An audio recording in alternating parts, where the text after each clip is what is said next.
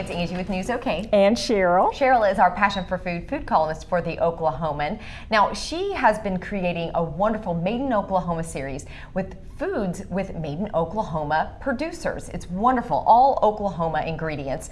We've done breakfast, lunch, and dinner. What's going on today? Well, today we're making an Oklahoma buttermilk pie. Nice. And I brought one along to the studio for you to taste. Oh, yes. But we can head to the kitchen Yes. and see how to mix it. Yes, so today we are doing dessert and this looks amazing. And like Cheryl said, she created this beautiful pie in her kitchen. We're gonna go check out the process. We're making an Oklahoma pastry. We're using Shawnee Mills flour plus a little bit of bread flour, not bread flour, but cake flour in this to make a softer pastry and flakier pastry. And I'm putting those in the work bowl of a food processor, and I just mixed up the flour and salt, and then I'm using butter, and with the Cuisinart running I'm going to start adding just a little bit of this water, and I usually chill about a half a cup. You won't need it all, but when the pastry comes together you stop pouring. We see that it's like this. It's starting to come together and you can bring it together. And then I'm just going to dump the pastry over in that. You just want to bring it into a ball. And then we're going to let this rest for about 30 minutes in the refrigerator. I'm just going to wrap it up. And you can see the little pieces of butter in the pastry.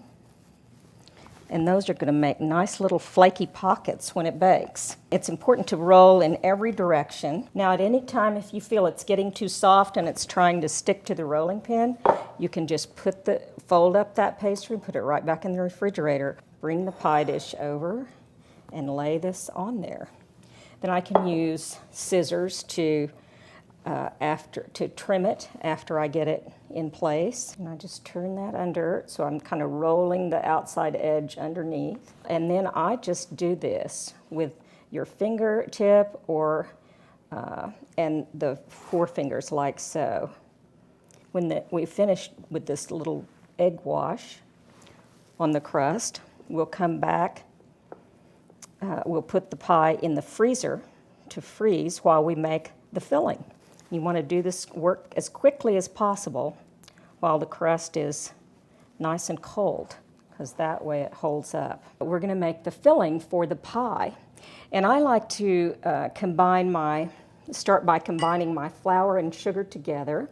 And I used 4 eggs plus 1 egg white, and the egg white was left from having the egg yolk wash that we had in the to coat as the coating for the pastry. And then I'm adding 1 1/3 cups of buttermilk. And this is good Oklahoma buttermilk from Brahms. And I have 2 tablespoons of lemon juice and 2 tablespoons of orange juice, both of those fresh squeezed. Then I have our peeling or zest from both the lemon and the orange, and I use about 1 teaspoon of each. We're using about 1/3 cup or 5 tablespoons of butter. Now we're ready to add our dry ingredients. Pouring the mixture in.